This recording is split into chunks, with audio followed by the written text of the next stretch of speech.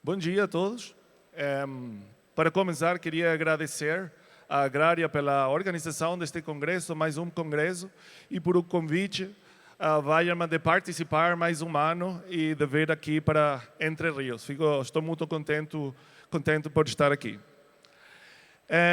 Hoje eu venho a falar com vocês das coisas que nós estamos fazendo na Weyermann nos últimos anos, que são praticamente recuperar variedades de cevada muito antigas que eram usadas pelos cervejeiros, principalmente na Alemanha, para fazer estilos de cerveja que eram muito populares nessa época, e nós estamos tentando de trazer essas variedades antigas e oferecer elas para a produção de estilos tradicionais, mas também alguns delas modernos. Então vamos falar disso um pouco. Para aqueles que não me conhecem, o meu nome é Alírio Caldeira, eu trabalho em Weyermann há 8 anos, mais ou menos. Eu faço a parte da consulência técnica da Weyermann. Eu tenho um MBA em International Businesses, estudei na Weihenstephan, uma maestria de Ciência Cervejeira e Tecnologia de Bebidas. Sou engenheiro químico e sommelier de cerveja da Academia de Dürmens em Munique, e estou bebendo cerveja e trabalhando nesta indústria há mais ou menos de 20 anos. Vou começar aqui falando um pouco de como nós produzimos os nossos maltes na Alemanha. A Weyermann é uma empresa 100% alemã. E vou mostrar para vocês um pouco qual é a diferença da produção dos maltes Weyermann, tanto os maltes base como os maltes especiais. E depois vamos começar a falar um pouco da história da cerveja, porque o argumento, ou o tema de discussão hoje vai ser estilos tradicionais, estilos antigos, então nós temos de conhecer um pouco a história da cerveja. O meu objetivo hoje é dar vocês ideias de quais são estilos de cerveja que podem ser interessantes para vocês produzirem, que são estilos de cerveja não muito conhecidos, porque eu tenho certeza que aqueles que ainda não foram ao Bamberg, por exemplo, uma cidade que, na minha opinião, é a cidade onde se produzem mais estilos de lagers no mundo inteiro, vocês não ouviram de uma Landbier, Urstoffler, Vollbier, este tipo de cervejas que são muito tradicionais da Bamberg, mas que vocês ainda não conhecem porque o BJCP ou Master of Beers Association, eles ainda não têm estes estilos como estilos oficiais. E vamos falar disso um pouco. Como eu já disse, a Weyermann é uma empresa familiar ainda, 100% familiar, e eles começaram, eles moravam em Bamberg e eram praticamente pescadores. Até o ano 1879, o fundador da Weyermann começou a torrar cereais. Os cereais principais eram cevada e trigo, porque sua ideia era produzir um substituto do café. O café era muito caro nesse momento e não todas as pessoas podiam pagar por o café, e a sua ideia foi usar os cereais que cresciam na cidade de Bamberg para fazer um café com o mesmo aroma, só que não tinha o efeito do café porque não tem cafeína, a cevada ou o trigo.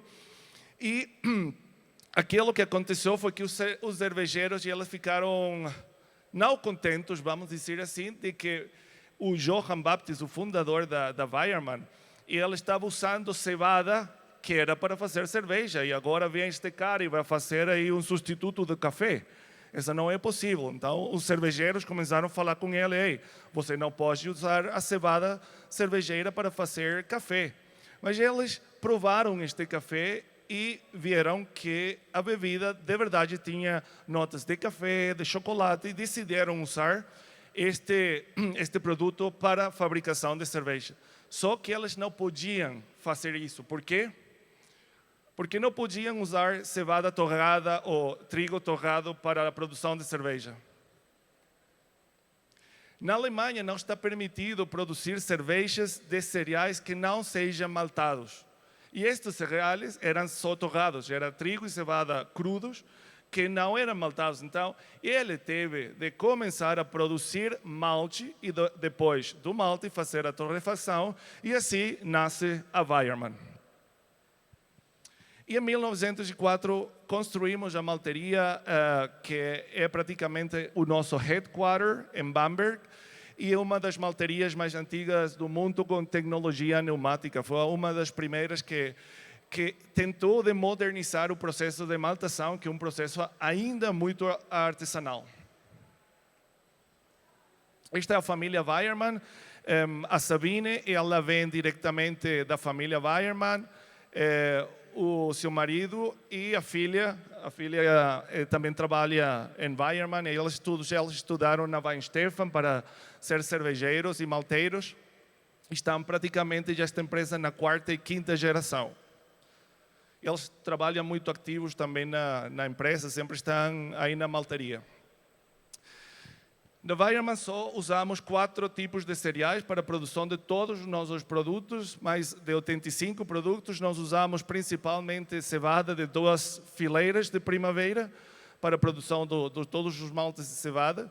O trigo, que são variedades próprias pela produção de cerveja. Não é trigo para bolachas ou para pão. São variedades que temos escolhido e desenvolvido exclusivamente para eles terem esse aroma e sabor de cerveja Weissbier.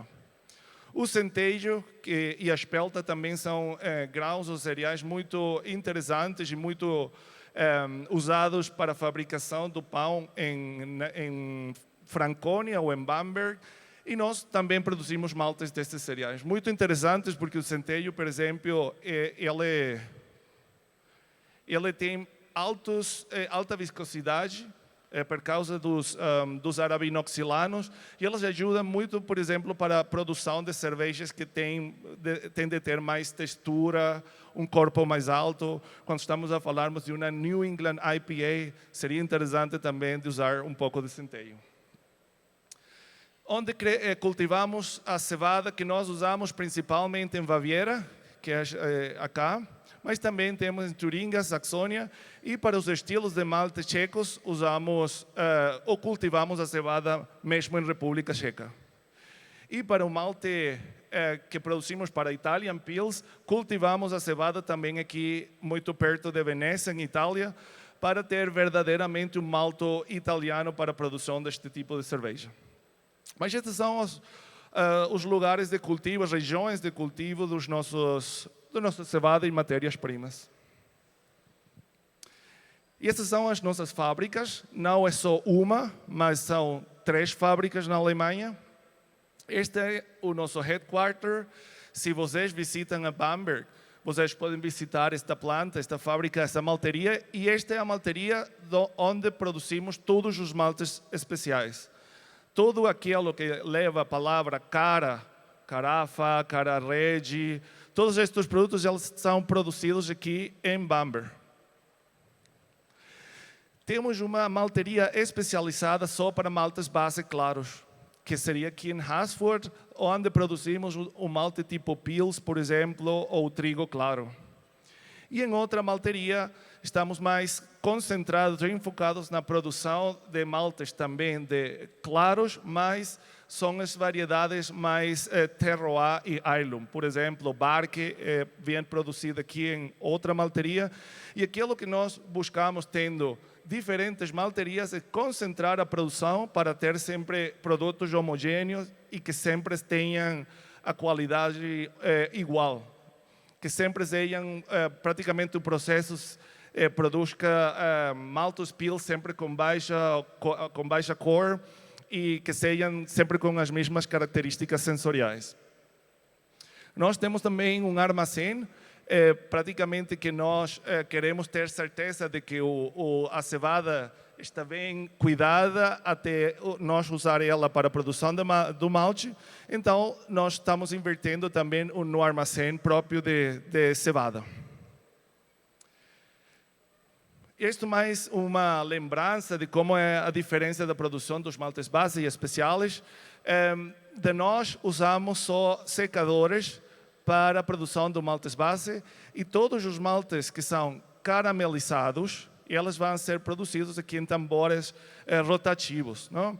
Nós pensamos que o processo mais homogêneo de produção de maltas especiais é utilizando tambores rotativos que sejam muito pequenos. A capacidade de cada um deles é só de 3 toneladas. E isso faz que cada produção seja muito homogênea quanto às características sensoriais, mas também da cor. Para o caso dos maltes torrados, nós usamos praticamente que o malte base que vem feito aqui na secagem e ele vem levado aqui ao tambor e nós produzimos a torrefacção como mais ou menos do café, mas a principal característica aqui é que nós trabalhamos também com dosificações de água para praticamente eliminar, retirar estes compostos que dão astringência, porque não queremos ter astringência na nossa cerveja. Então, aqui há muita tecnologia e muito desenvolvimento de como evitar a formação de compostos astringentes durante a produção de uma carafa ou de um malto caramelizado com alto cor. Mas, para diferenciar, todos os maltes praticamente começam com o processo normal de limpeza, armazenamento, maceração, que é praticamente adicionar água para começar o processo de maltação. Depois temos a germinação, e a germinação é o processo mais importante, praticamente comparável com aquilo que acontece durante a fermentação, porque é o processo mais longo durante a produção do malte. E aqui formam-se as enzimas, por exemplo, a alfa-amilase, a beta-amilase, que são necessárias para a produção de cerveja. E é aqui praticamente após a germinação, onde se decide se esse malte verde vai ser malte base, malte especial, malte caramelo ou malte torrado. Praticamente que aqui é o malte base, se vou para cá, o malte caramelo, e se pego o malte base e levo ele para a torrefacção, vai ser o malte carafa. Isso é mais ou menos de forma simples como é a produção de maltes especiais e maltes base. Se vocês quiserem ver um pouco mais real, aqui é a maceração. Essas são caixas de germinação tipo Saladon, com praticamente uma tecnologia francesa. E aqui temos a secagem, né? Os fornos de secagem. E para a produção dos... estes são praticamente eles vazios. Nós temos estas caixas de germinação, são praticamente de aço, inoxidável, tem desenho higiênico, porque para nós é muito importante que a produção seja limpa, que o produto seja muito limpo, de alta qualidade. Então, tomamos muita conta dos nossos... das nossas caixas de germinação. E para a produção dos maltes especiais temos estes tambores rotativos, aqui temos 3. Este que está sozinho acá é só para a produção dos maltes carafa, torrados. E estes 2 acá, que estão aqui, este e este, só para maltes caramelo. Então temos separada a produção do malte torrado e do malte caramelo para evitar contaminação cruzada destes produtos. Porque nós queremos que vocês, quando abram uma saca de Weyermann, de carafa, não encontrem nenhum grau de um malte caramelo, ou de malte pils, ou de malte carahel.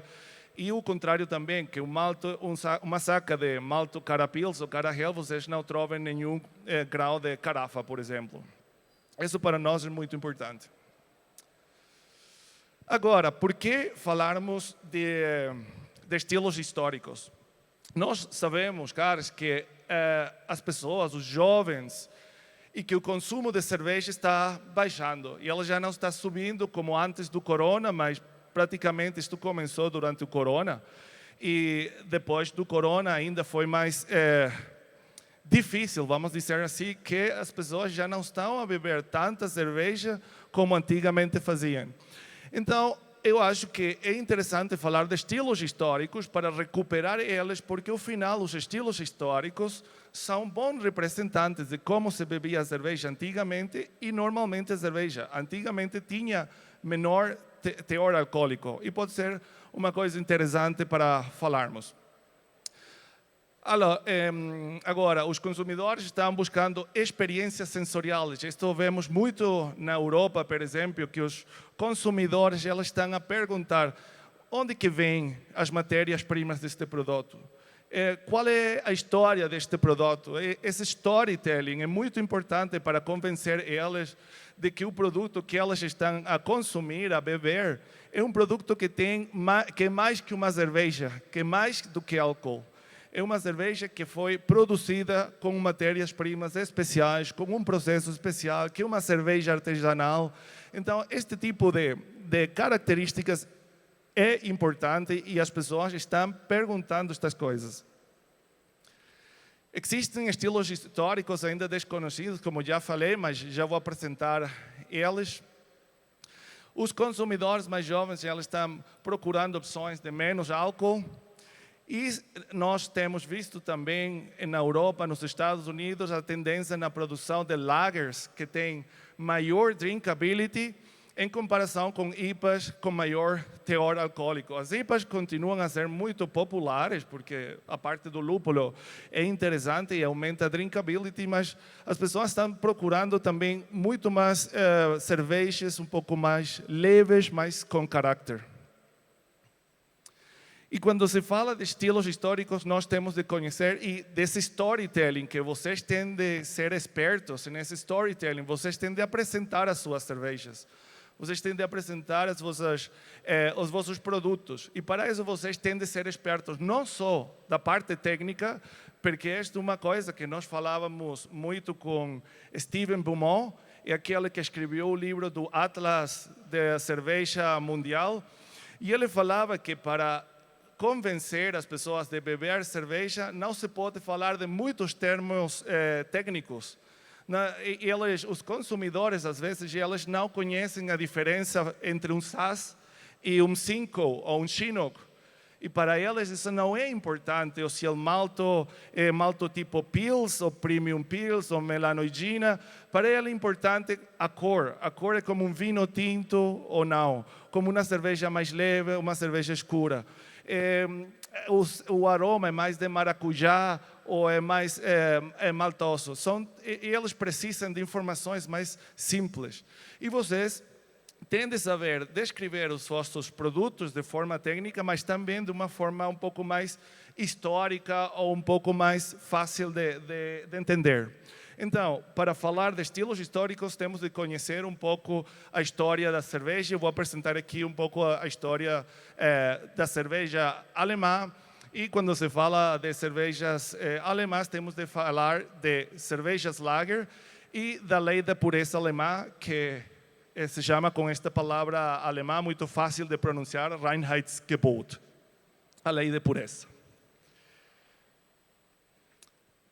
Para falar um pouco assim da história a partir dos anos 1000, porque já a cerveja tinha sido produzida, mas podemos começar com Freising e a fundação da cervejaria mais antiga do mundo, que se tem ainda informações. Depois, em Augsburg, se começa a falar da qualidade, em 1156. Um cervejeiro que fizer cerveja ruim ou servir uma medida injusta no copo, e ele vai ser punido. Já se começa a falar de qualidade, se tem de produzir cervejas que sejam de qualidade e também a gente tem de colocar a quantidade justa no copo. Vamos ver aqui. Esta está bem, esta pessoa pode ser punida. Aqui é aquela que serviu a Mersen. Mas a lei de pureza sempre se fala de 1516, mas ela foi a última lei. A primeira lei já começava na cidade de Nuremberg. E se começa a falar de que precisamos uma lei para a produção de cerveja, para garantir que se usam as matérias-primas e que a qualidade seja alta. Na Franconia, que mais ou menos está a área do norte da Baviera, se começava a produzir uma cerveja escura, lupulada e de baixa fermentação. Porque aqui temos a pergunta: que foi primeiro, o ovo ou a galinha? Que foi primeiro, o processo lager ou a levadura lager? Vocês sabem isso? Que foi primeiro? O processo de maturação longa que fez as lagers ou foi a levadura primeiro e após disso veio o processo de maturação longa? Levadura ou processo? Que foi primeiro? O processo. E eles começaram a madurar a cerveja porque eles queriam... vou falar disso depois, mas o processo foi primeiro e depois, por causa deste processo de maturação longa, a levadura praticamente mudou. Mas a levadura lager veio depois. Em Munique começam, em 1363, a supervisar as cervejarias, porque elas queriam dinheiro, não? O governo queria o dinheiro da produção de cerveja. Depois, em 1420, em Munique, toda cerveja deve estar bem fermentada por alta fermentação e não ser vendida em 7 dias. Se começa a falar, temos de ter uma maduração da cerveja e, interessantemente, tinha de ser por alta fermentação. Então, a cerveja original lager era ale.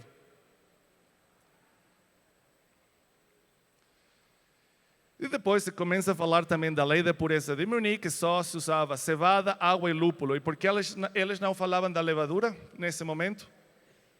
Eles não conheciam ela. Era uma coisa, la chamavam coisa. Mas eles não conheciam esse termo de levadura. Então se falava só de cevada, água e lúpulo. Quando vocês veem a lei de pureza original, ela não fala da levadura e eles adicionaram a levadura após desta lei. E em Nuremberg, eles ficaram com o processo de produção de baixa fermentação. E isto é muito importante porque se pensa que o processo ou as cervejas tipo lagers, elas vêm da Franconia. E a capital da Franconia é Nuremberg. Eles continuaram a fazer regulamento da cerveja, não só em Munique, mas também em Landshut, malte, água e lúpulo. Aqui interessante é saber que eles falavam de cevada, mas depois mudaram ao malte. Primeiramente se falava do tipo de cereal e depois eles disseram, não, mas não só é o cereal, este cereal deve ser maltado. Não? E assim foi mudando até aos inícios de 1500, a Baviera eram muitas cidades separadas, mas elas se fusionaram e fizeram Bavária. E, naturalmente, com um novo Estado que vem, precisamos de leis. E é assim que vem a nova lei para a Baviera e é a Reinheitsgebot, que se firma praticamente em Ingolstadt, no ano de 1516, na data 23 de abril. Já vão ser quantos? Mais de 500 anos, não? Mas sempre o 23 de abril, essa data é importante na Alemanha, porque é o dia da cerveja alemã. Sempre é o 23 de abril, por causa da Reinheitsgebot. E depois da Reinheitsgebot vieram muitos sucessos já mais tecnológicos que ajudaram no desenvolvimento da cerveja lager. Por exemplo, a pequena era do gelo, as temperaturas baixaram muitíssimo e é aí quando se pensa que a levadura mudou. Porque a maturação desta cerveja foi muito fria, a levadura estressou muito pela temperatura e ela decidiu de hibridizar com outra levadura e formar a levadura lager. Porque a levadura lager não é uma cepa pura, é um híbrido. Por isso que a levadura lager não pode ser usada infinitas vezes, como pode ser uma ale, ela sempre vai degradar porque é um híbrido, não uma cepa pura. Então, isso se pensa que aconteceu essa mudança da levadura em 1550 mais ou menos. Isto ajudou muitíssimo, que foi a proibição de fabricação de cerveja durante o verão, porque a cerveja contaminava muito. Então eles disseram, não, a cerveja só se pode produzir até o 23 de abril, data que se firmou a Reinheitsgebot, até setembro. E nesse tempo não se pode fabricar cerveja porque não conseguiam controlar a fermentação, a temperatura, e contaminava. Então, eles produziam sempre que as temperaturas baixavam durante o outono ou inverno e depois tinham de madurar a cerveja. E o que faziam com a cerveja que eles não conseguiam beber durante o verão? Eles produziam muita cerveja para ter certeza que eles tinham suficiente cerveja para beber durante o verão. Mas às vezes eles não conseguiam beber toda essa cerveja, porque como bons cervejeiros eles produziam demais. É melhor ter de mais que de menos. E o que faziam depois dos anos com essa cerveja que ficava e ninguém bebia e já podiam começar a produzir de novo cerveja fresca? O que pensam vocês? Se vocês têm cerveja que ficou, que vocês fazeriam para sair dela? Um evento. Pode ser, não? E como se chama esse evento hoje em dia? Oktoberfest. Em 1674, eles desenvolveram o primeiro microscópio. E isto foi aquilo que ajudou já a compreender melhor o que era essa coisa que fazia essa mágica de produzir álcool na cerveja. E oxigênio não se conhecia também, não. Não, isso veio muito depois, em 1774, em Polônia, que se descobre o oxigênio.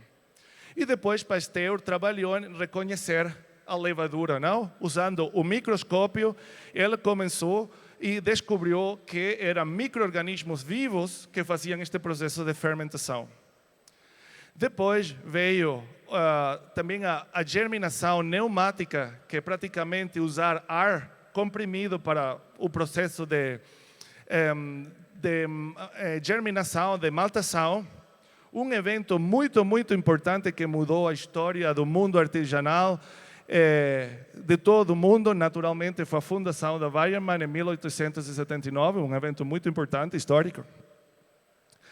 E depois, uma coisa que aconteceu na Europa e para o mundo todo foi a purificação ou isolamento de uma célula de levadura. E isso foi aquilo que fez a Carlsberg.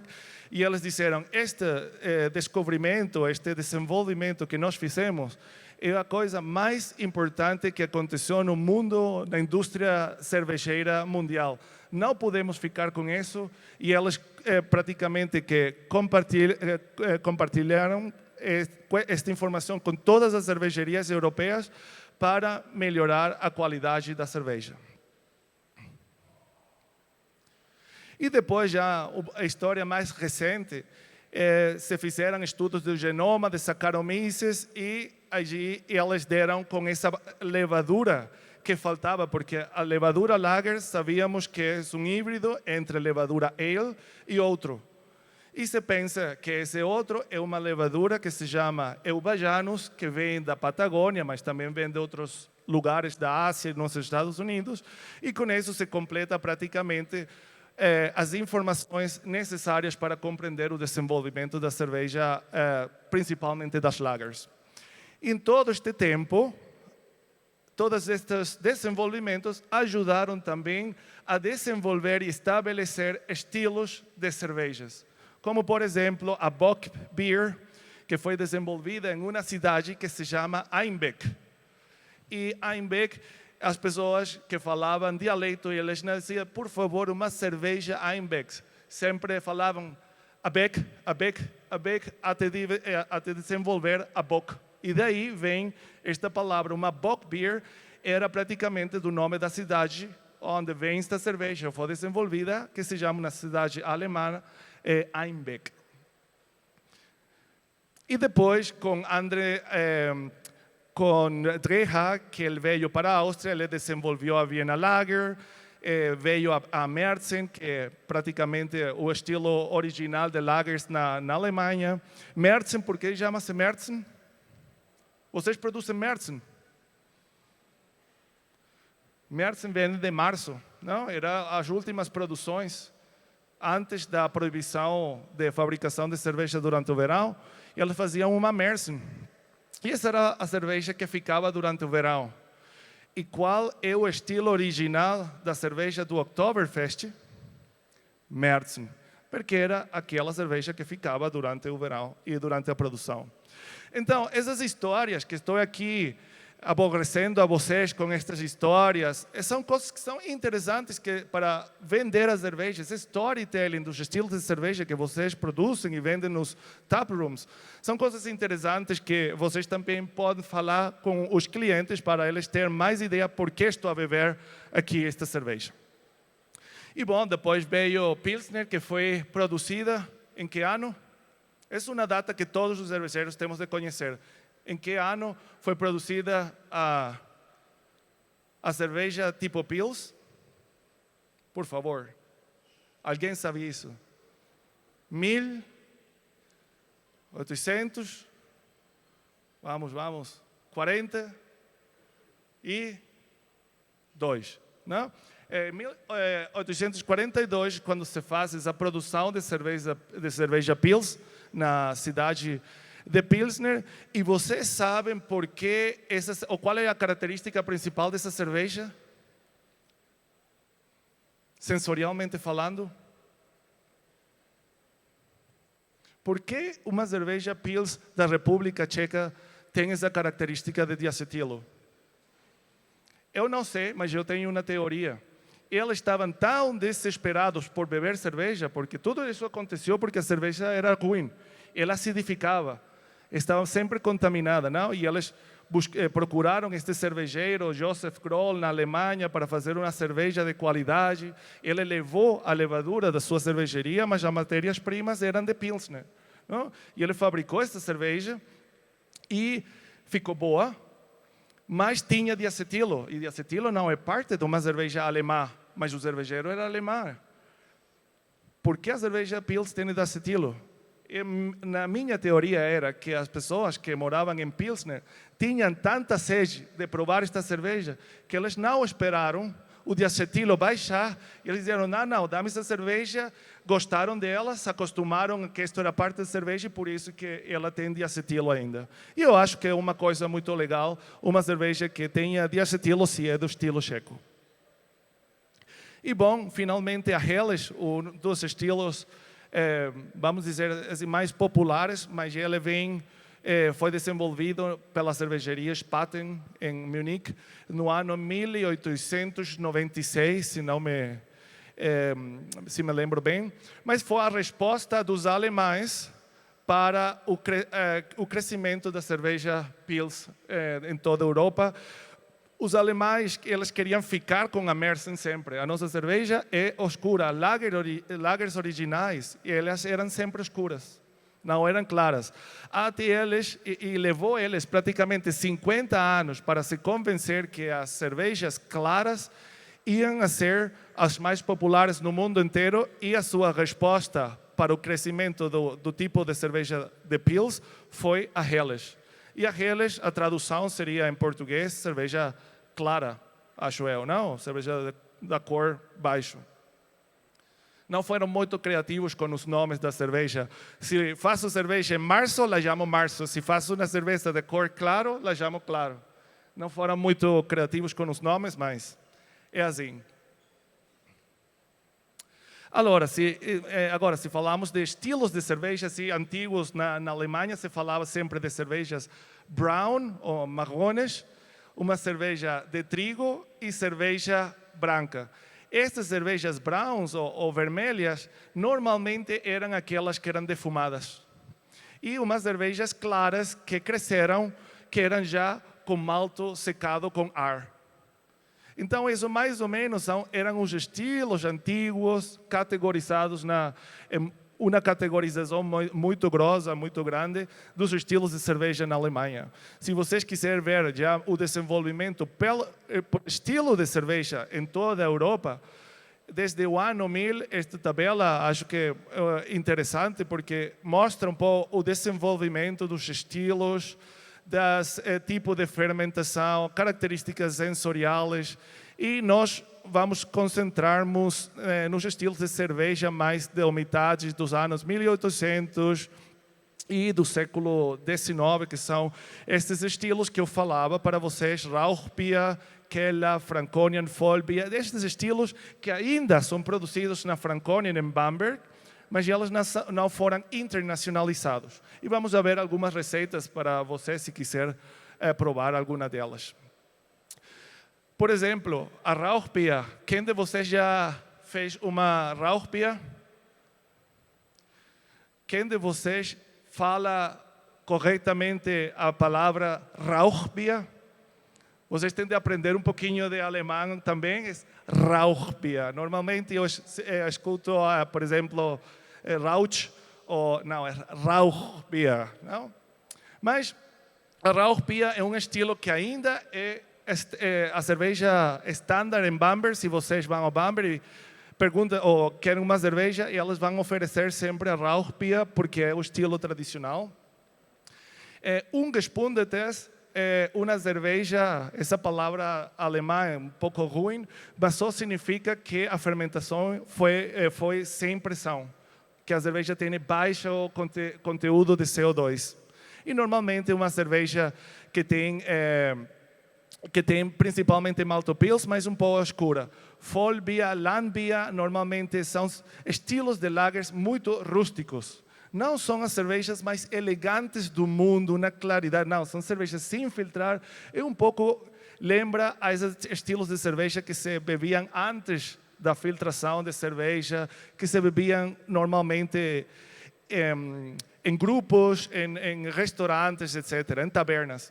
E vocês podem ver que o amargor era muito baixo e que o teor alcoólico era mais ou menos de 5 graus.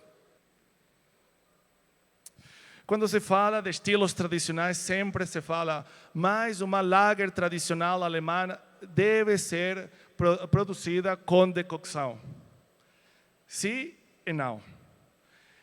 Eu acho que a decocção é um processo um pouco difícil numa cervejaria artesanal, porque leva tempo e não todos têm os equipamentos para fazer isso. A infusão é um processo muito mais simples para a fabricação de cerveja. Como estamos a falar um pouco aqui de história, a infusão é um processo tradicional britânico. Ele foi desenvolvido na Inglaterra, mientras a decocção é um processo mais tradicional alemão. Mas muitas cervejarias na Alemanha elas já estão só a fazer infusão, praticamente, porque é muito mais simples e principalmente porque a decocção era um processo para compensar a qualidade ruim dos maltes. Antigamente os maltes não tinham a qualidade que temos hoje em dia. Eram maltes muito pouco modificados, então eu sempre falo que aquilo que não faz o malteiro, o cervejeiro tem de fazer durante o processo. Mas tudo aquilo que nós fazemos durante a maltação, vocês podem, vamos dizer assim, não fazê-lo durante o processo da abrasagem.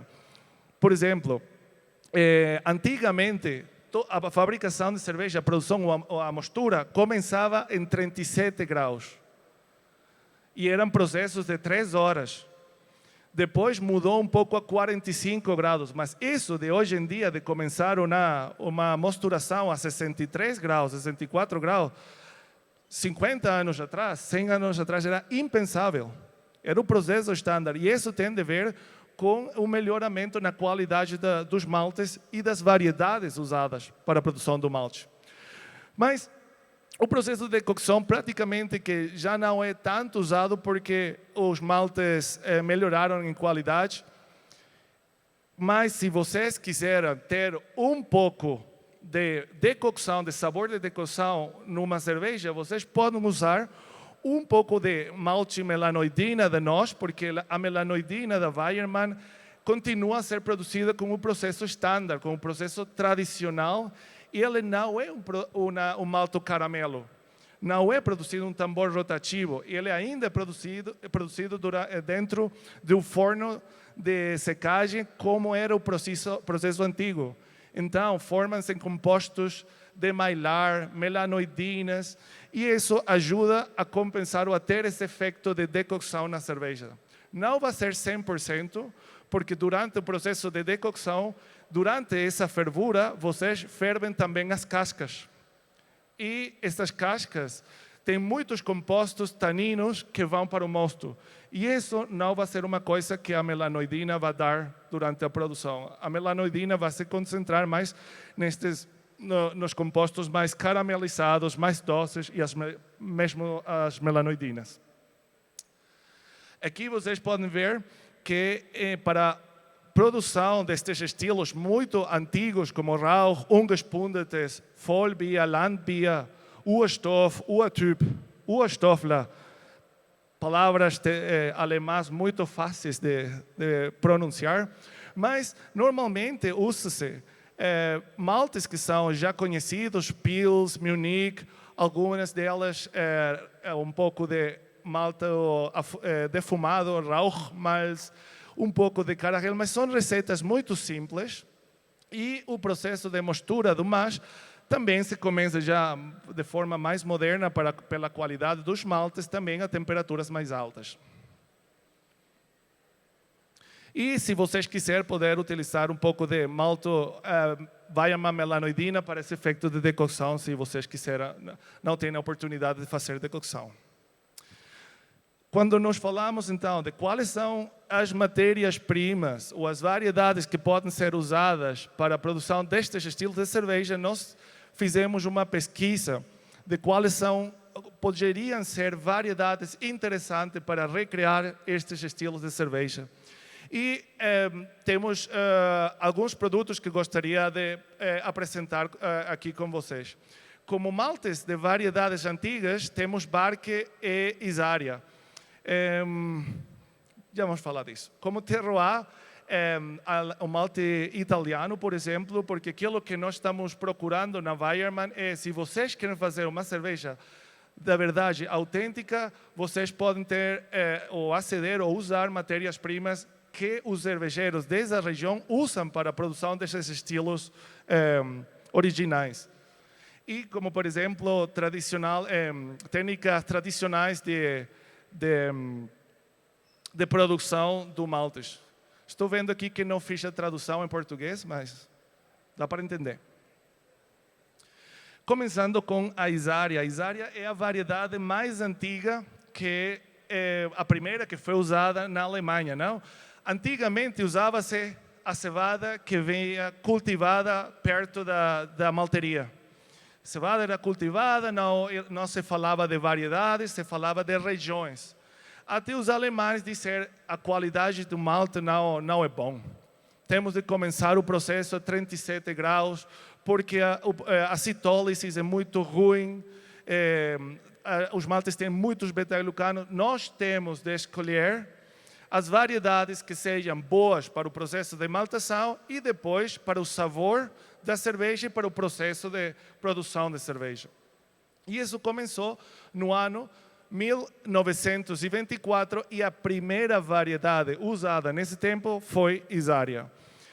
Para vocês compreenderem um pouco melhor como é o mundo malteiro, as variedades vão mudando, elas ficam no mercado 10 até 30 anos e depende muito da resistência a enfermidades durante o cultivo e também porque há câmbio climático, né? Essa mudança climática que afeta também praticamente o rendimento ou a quantidade de grãos que se podem ser colheitados numa safra. Então, com Isaria começou esse programa de desenvolvimento de variedades que sejam interessantes. Vocês podem ver aqui exemplos de cruzamentos que foram feitos entre diferentes cevadas de diferentes regiões e algumas delas inventaram variedades que foram usadas no mundo todo para a produção de cerveja, como foi, por exemplo, Alexis, Trumpf, Scarlett foi usada muitíssimo, e Barque. Estes números que vocês veem aqui são os números os anos quando eles foram aprovados para uso cervejeiro e malteiro.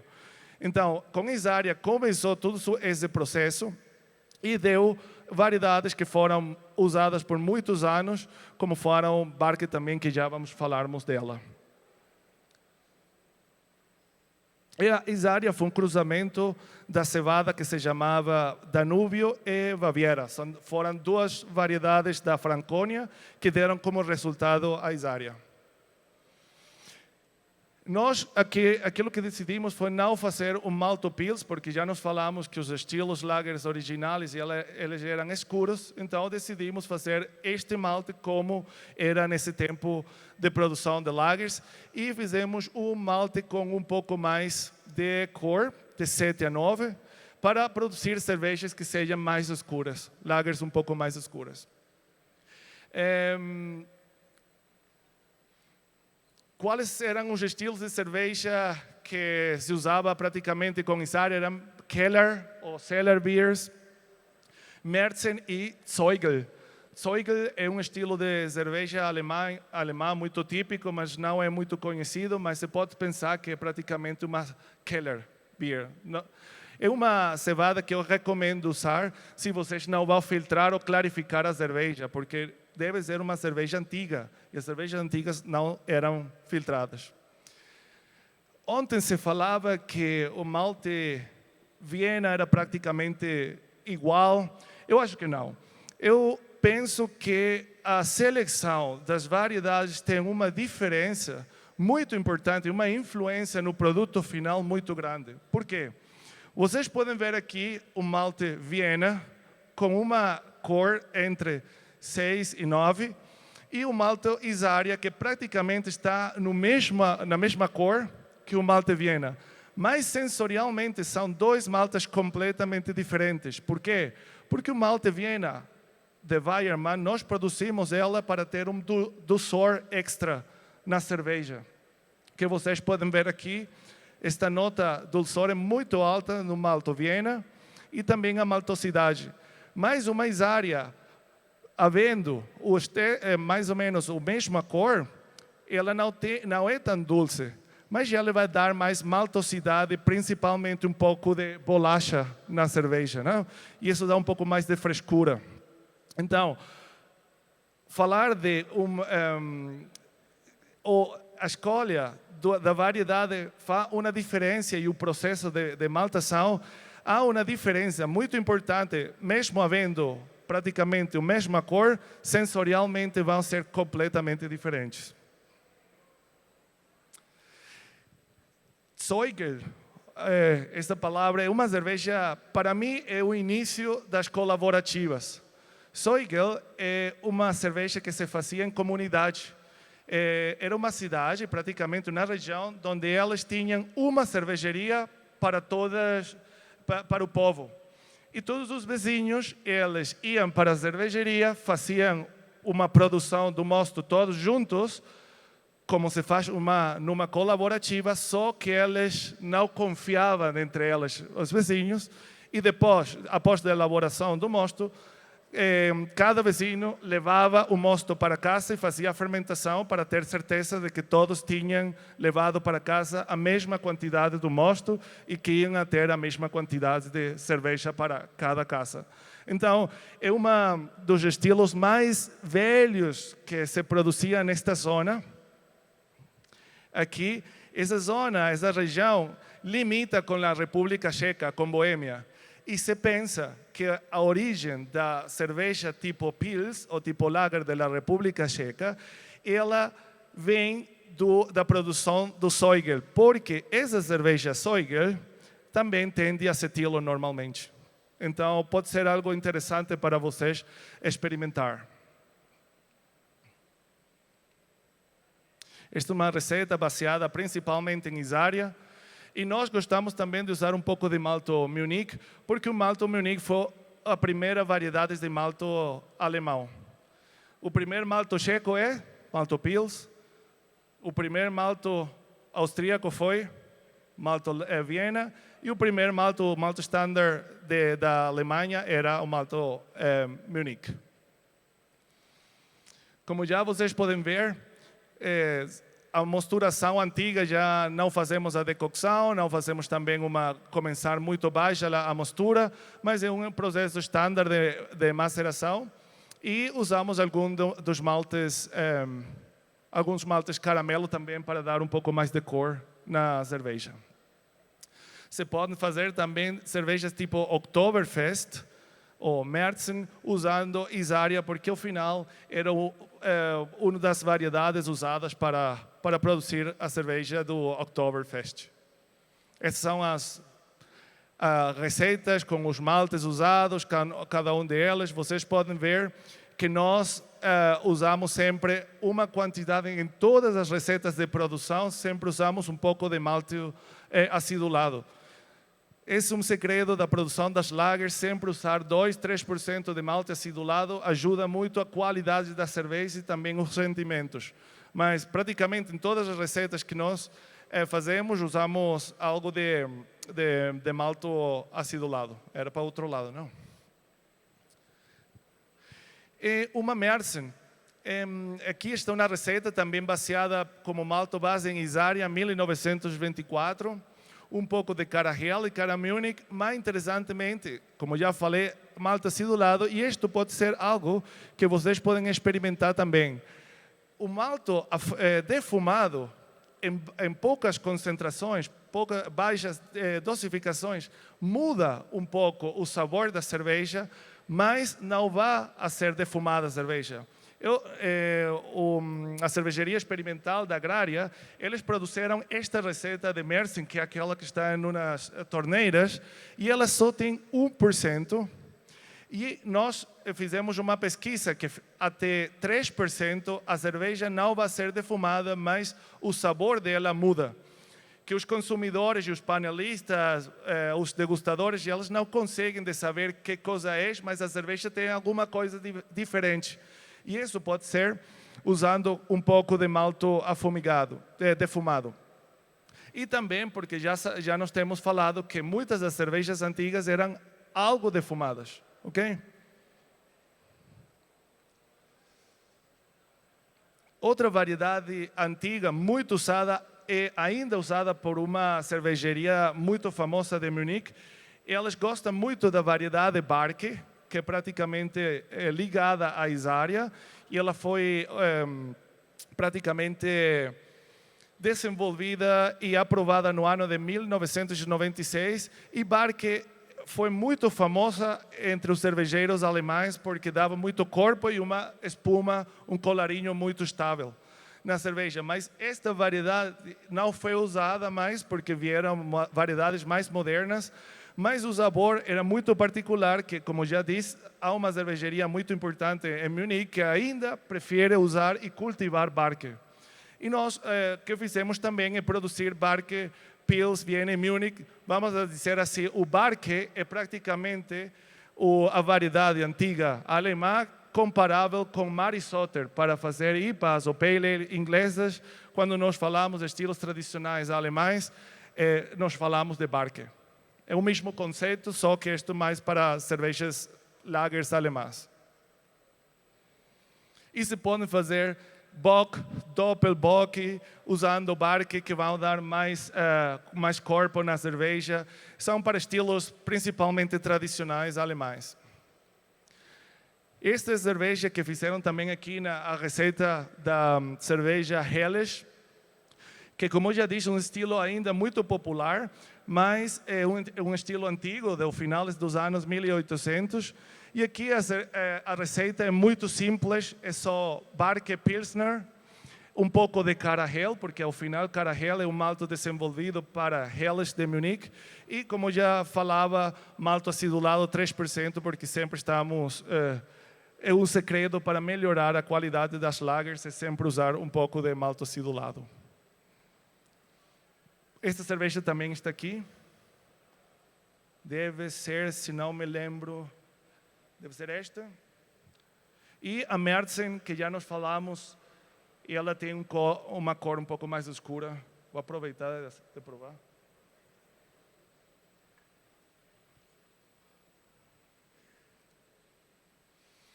Para aquelas que queiram fazer ou produzir uma cerveja verdadeiramente checa, nós temos também uma fábrica, uma malteria própria, mesmo em República Checa, não?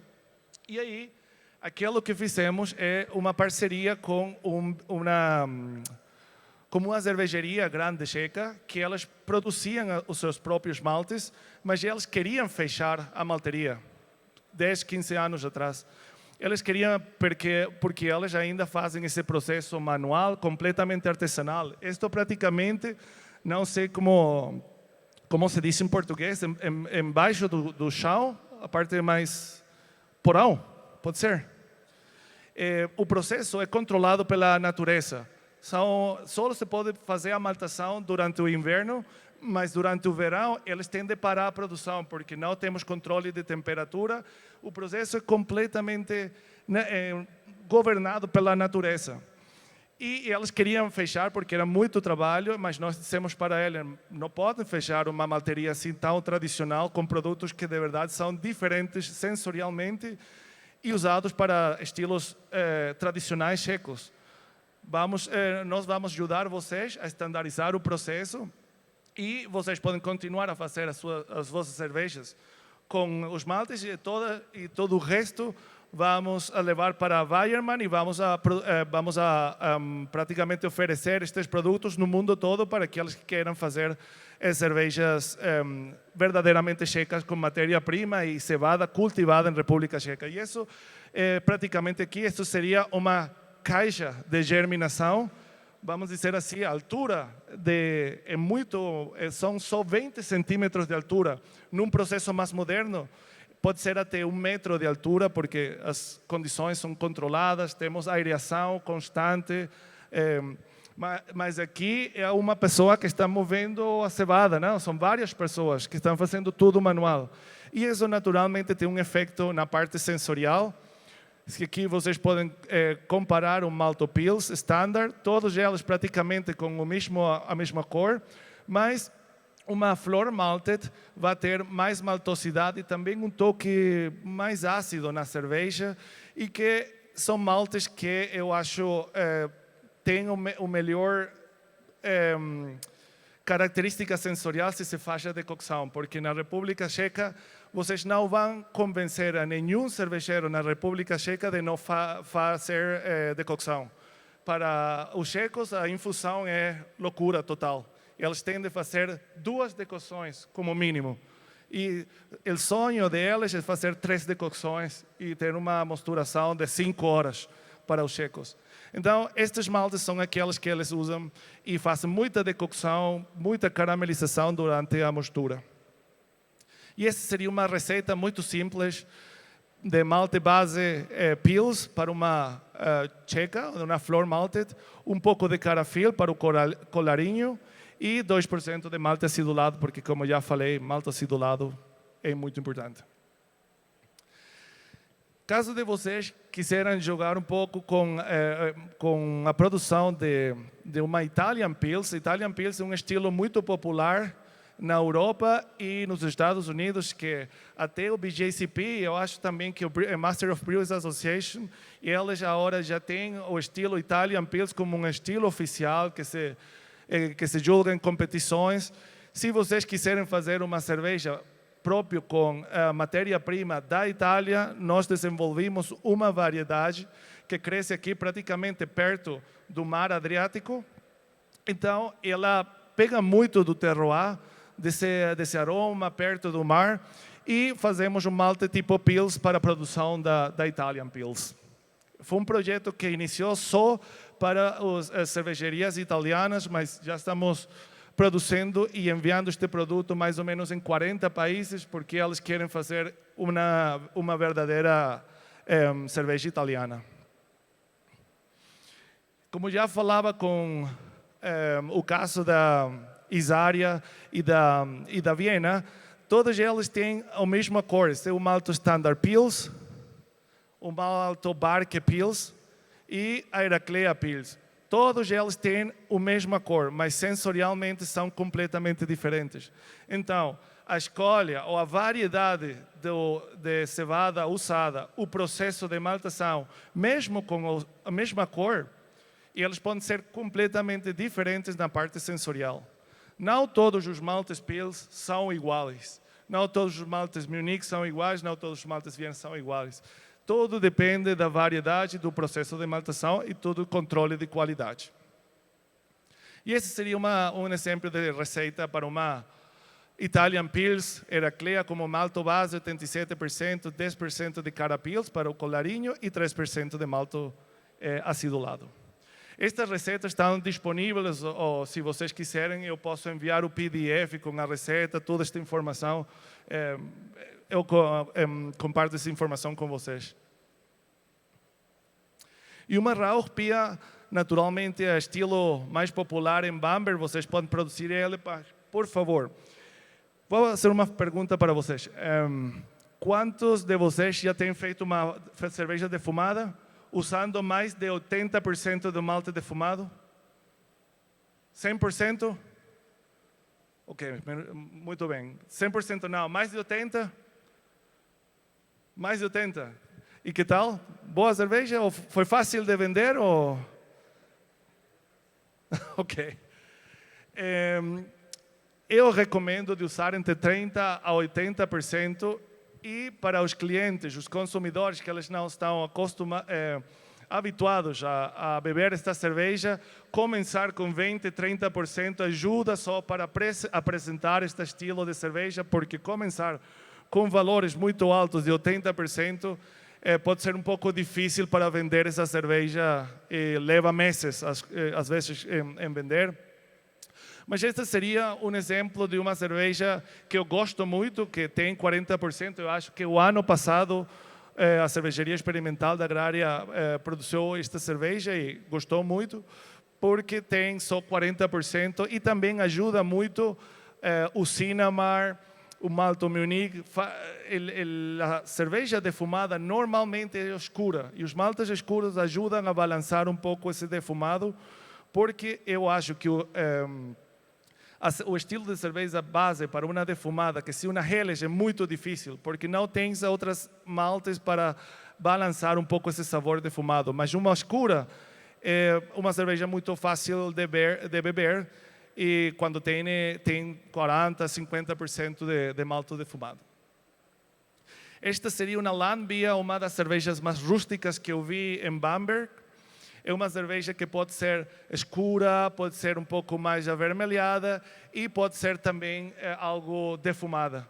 E este é um estilo, esses estilos que ainda se produzem em algumas partes, assim os campos em Bamberg. E vocês se fazem uma visita a Bamberg, vocês vão poder conseguir estas cervejas só se vocês vão um pouco mais fora do centro de Bamberg, mas procurando cervejarias que sejam um pouco mais longe. Essa seria uma receita usando um pouco de malte Barke Pils, Munich, Cara Amber e Carafa para dar essa cor. E sempre usando levaduras tipo estándar, né? Uma W3470, por exemplo.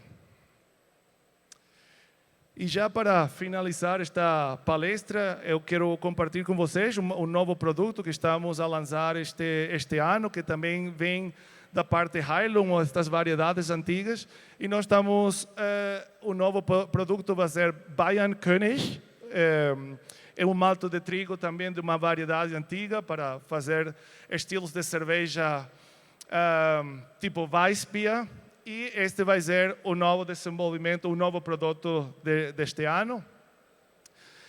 E ele também é uma variedade muito antiga, de 1918, quando foi lançado ou aprovado, mas é uma variedade que já existia desde o ano 1908, 1910, para a produção de cervejas de trigo.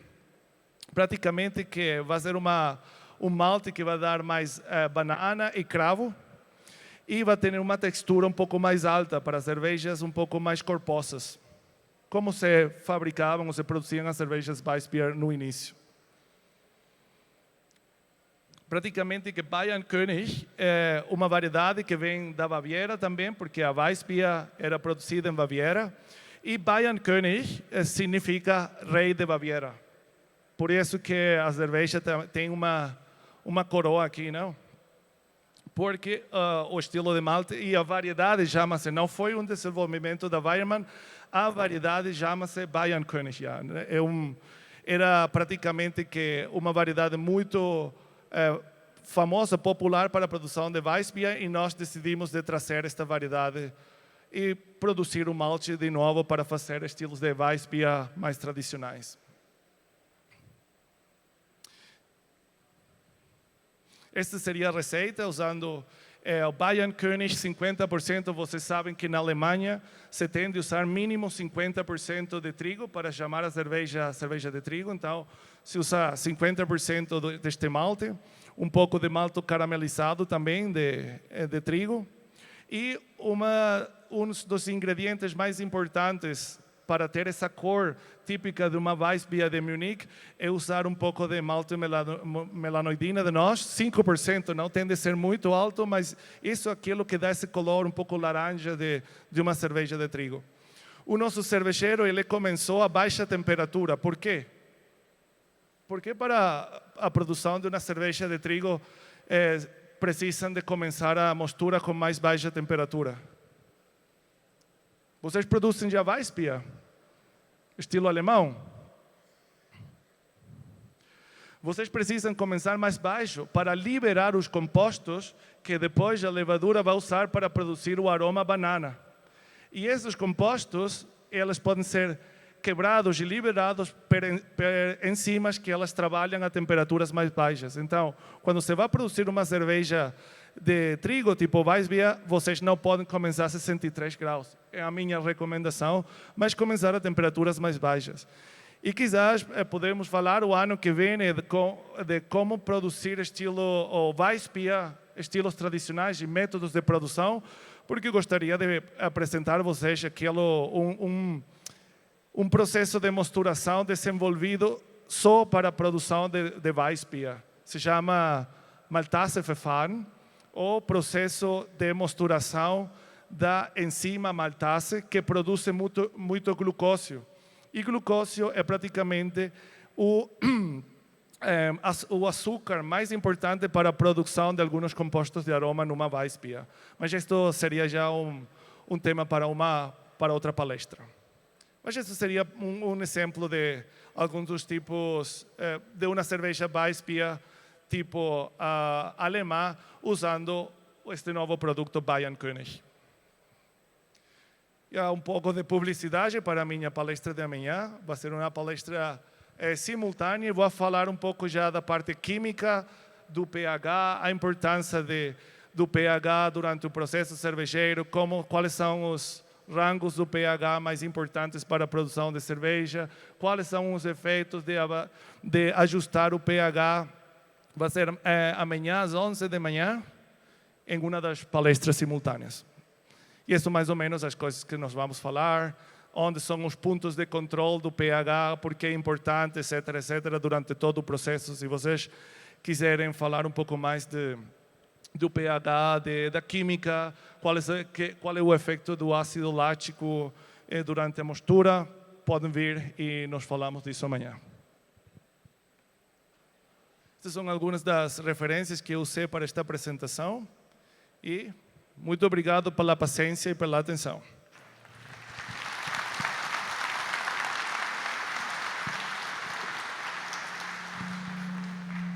Bom dia. Bom dia. Minha dúvida é sobre o uso do malte acidificado, se nesse caso é por não poder usar ácido lático por conta da lei da pureza, ou tem alguns fatores a mais que não são tão claros assim, só pela substituição do ácido pelo malte. Se te respondo essa pergunta, não falo amanhã na minha palestra, porque justamente aquilo que vou falar amanhã, mas te digo que são todas as duas coisas que você falou são certas.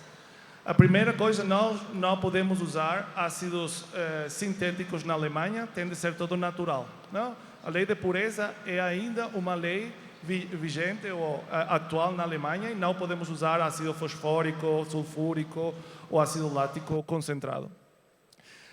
Outra coisa que tem efeitos secundários positivos, como melhorar a espuma da cerveja, e tem outros efeitos no corpo da cerveja, mas disso eu vou falar amanhã.